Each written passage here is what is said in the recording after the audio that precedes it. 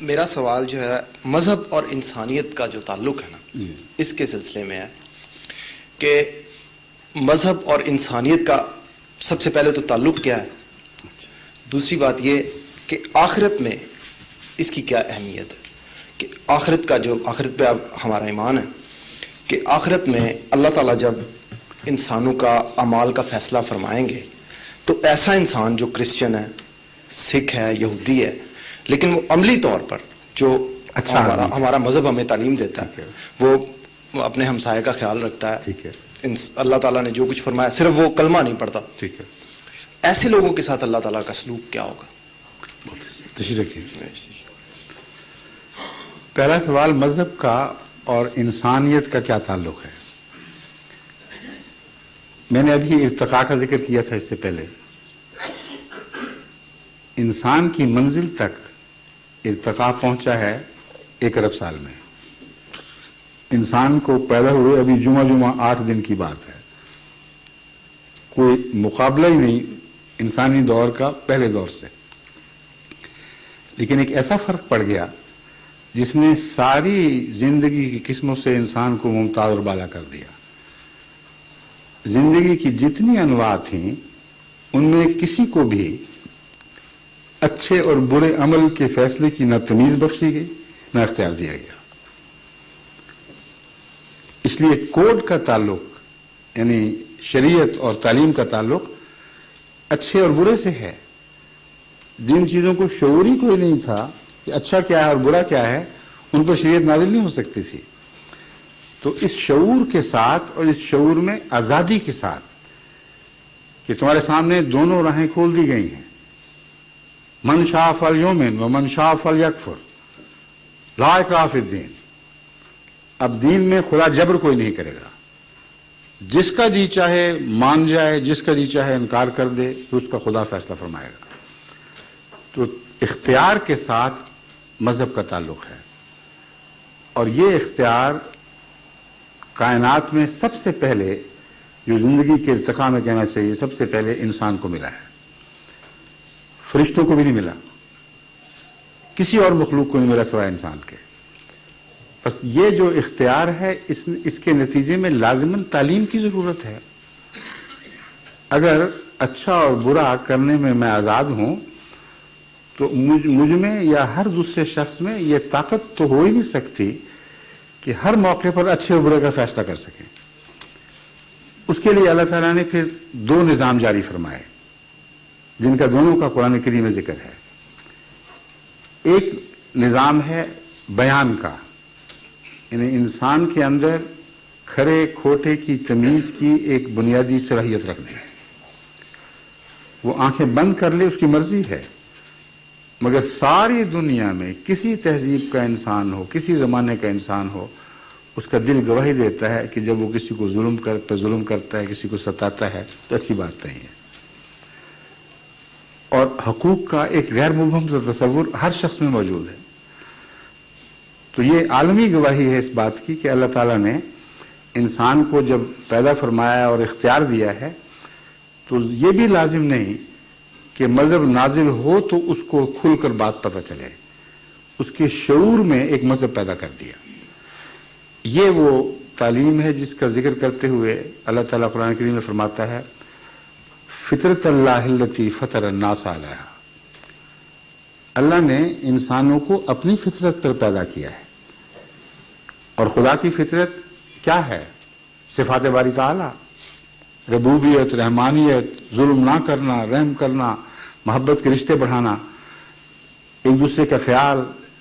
خدا بلندی سے جھک کر انسان کی قدر کرتا ہے۔ تو یہ سارے معاملات اس ایک آیت نے ہم پر کھول دیے کہ ایک شریعت وہ ہے جو ہمارے وجود میں، ہمارے ذرات، ہمارے خلیوں میں پیوستہ ہے، اور باوجود اس کے چونکہ انسان اس آواز کو نہیں سنتا اور اختیار سے ناجائز فائدہ اٹھاتے ہوئے وہ خود غرضی کی طرف زیادہ مائل ہو جاتا ہے، اس وجہ سے اس کے لیے شریعت کے نزول کی ضرورت پیش آئی۔ آسمان سے آنے والی تعلیم ایک انسان پر نازل ہوتی ہے، وہ بتاتا ہے کہ خدا تعالیٰ نے یہ کوڈ آف لائف تمہارے لیے تجویز کیا ہے، اور اس کی سچائی کی سب سے بڑی دلیل یہ ہوا کرتی ہے کہ وہ کوڈ آف لائف اس کی فطرت کے کوڈ کے مطابق ہوا کرتا ہے. اس لیے لوگ بے وجہ ان دلیلوں میں پڑ جاتے ہیں. نبی کی صداقت کی کیا علامت ہے, اس کی جھوٹے ہونے کی اتنی کھلی کھلی علامت لکھی ہوئی موجود ہے کہ ادنا سا تدبر رکھنے والا انسان بھی تعلیم سے سچائی کو پہچانے گا.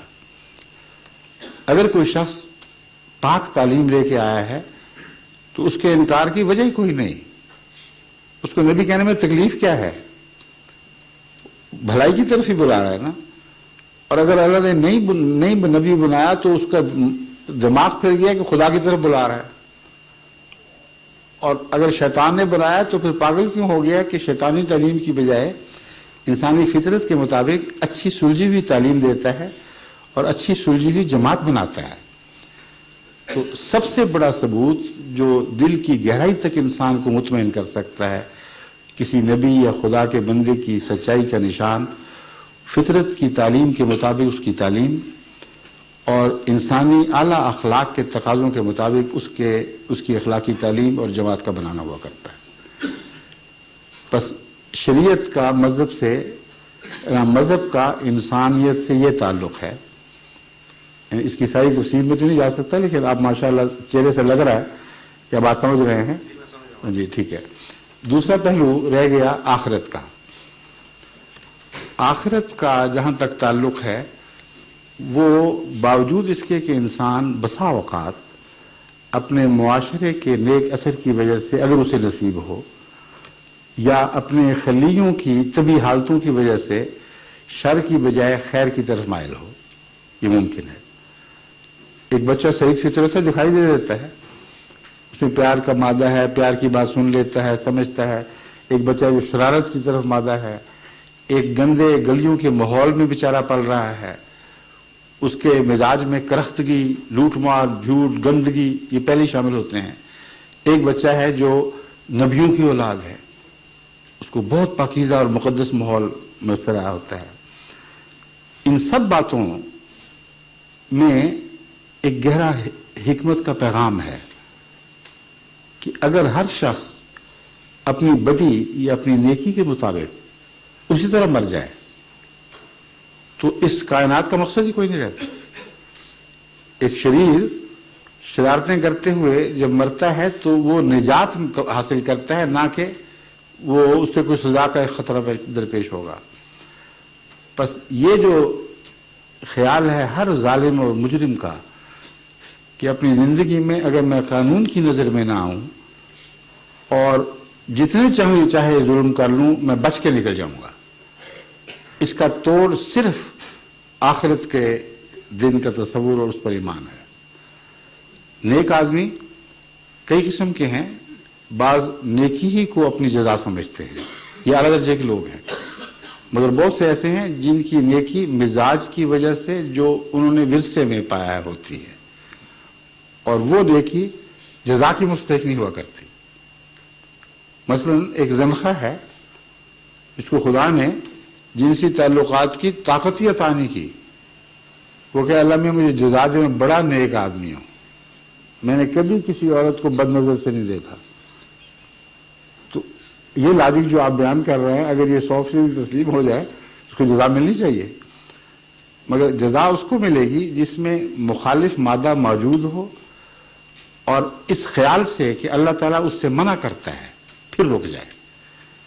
کسی کے کہنے میں رکے تو اس پر اس کی جزا ہوا کرتی ہے. اگر بغیر کہے حالات کے تقاضوں میں رکتا ہے تو اچھی بات ہے مگر قابل جزا نہیں ہے. تو یوم آخرت میں جو جزا اور سزا کا تعلق ہے اس کا یہی فلسفہ ہے جو مختصر میں نے آپ کے سامنے رکھا ہے. شکریہ. ہاں جی, فرمائیے. میں یہ پوچھنا چاہتا تھا تو پھر یہ بات کیا سچ ہے کہ صرف کلمہ گو ہی جنت میں جائے؟ میں اگلی بات بتانے لگا ہوں. جی, آپ کے سوال کا ایک تیسرا پہلو ہے یہ. اس سلسلے میں اللہ تعالیٰ نے ایک بہت ہی آسان اور حد سے بے حد قابل اعتماد اصول بیان کر دیا ہے جس کے بعد ہمارا ان بحثوں کا معاملہ ہی ختم ہو جاتا ہے. اللہ تعالیٰ فرماتا ہے لا یکلف اللہ نفسا الا وسعها لها ما کسبت وعلیہا ما اکتسبت. اللہ تعالیٰ نے اپنے اوپر لازم کر لیا ہے کہ کسی نفس کو جو اس کو توفیق بخشی ہے اس سے بڑھ کر کسی چیز کا پابند نہیں کرے گا. جو اس نے نیکی کمائی اس کی ضرور جزا دے گا، جو اس نے بدی کمائی اس کی سزا اس کو دی جا سکتی ہے، اور چاہے تو معاف کر دے، الگ معاملہ ہے. اب یہ باتیں وہ ہیں جن کو انسان اپنے جس کو وانٹیج پوائنٹ کہتے ہیں، اپنے مقام سے جہاں سے وہ دیکھ رہا ہے چیزوں کو، وہ معلوم نہیں کر سکتا، کیونکہ انسان کی طبیعت میں دھوکے بھی بے شمار ہیں. انسان کو پوری طرح سمجھ بھی نہیں سکتا کس مقصد سے کسی نے کیا کیا.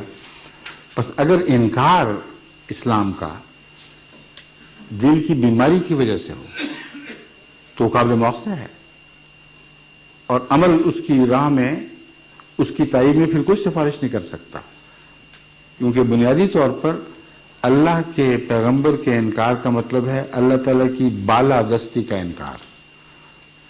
اور یہ اہمیت ہے سب سے بڑی بات جو نبوت کے اقرار میں اقرار کا فلسفہ ہے. اور اس اہمیت کو اللہ تعالیٰ نے آغاز آفرینش کی کہانی سے بیان فرمایا.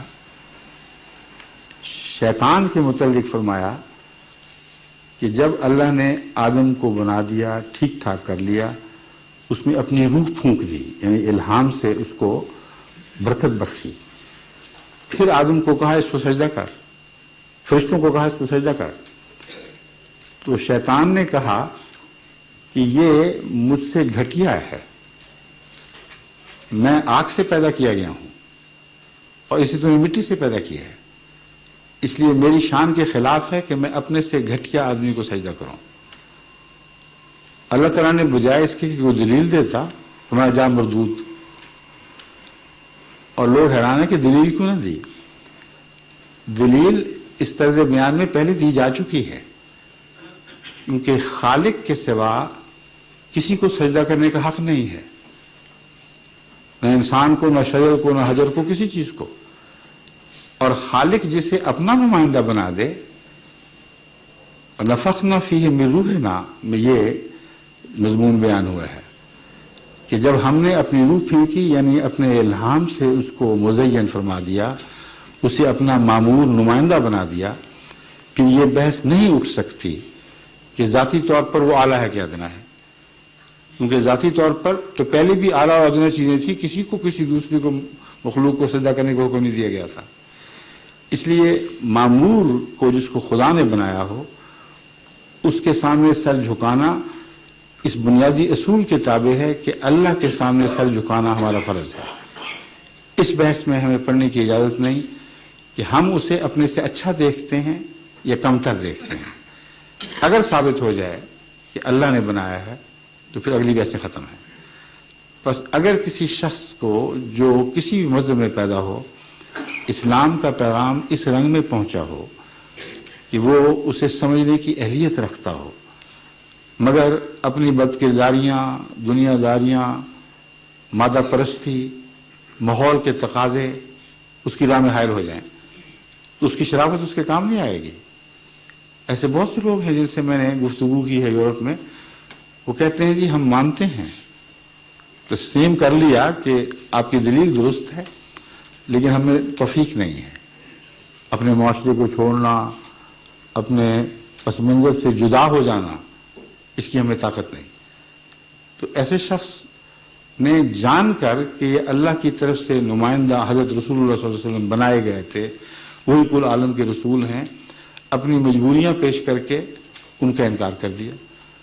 تو انکار اس قسم کی مجبوریوں سے بھی ہوا کرتا ہے، شرارت سے بھی ہو سکتا ہے.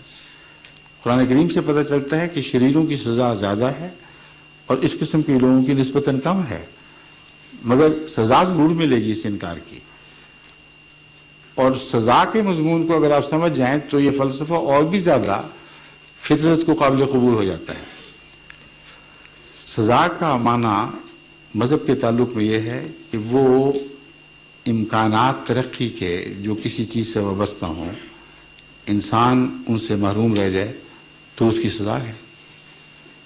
اگر کسی کو کسی امیر کے بچے کو تعلیم کے سارے مواقع میسر ہوں، ذہن بھی نصیب ہو، لیکن وہ اپنے ہمجولیوں میں پڑھ کر ان کی دوستی میں وقت ضائع کرنے کا عادی ہو جائے، تو وہ اگر انکار کر دے ماں باپ کا تو بظاہر اس کو سزا نہیں دی گئی، قانون کے حوالے نہیں کیا گیا، مگر اس سے بڑی اور کیا پھر سزا ہوگی کہ اس کے بھائی ترقی کرتے کرتے بڑی اعلیٰ منازل تک جا پہنچے ہیں، کہ بڑے بڑے افسر بنیں، کوئی بہت امیر ہو جائیں، دنیا کے لحاظ سے بہترین ہوں، سائنسدان بن جائیں، اور ایک گلیوں میں خاک پھانکتا پھرے۔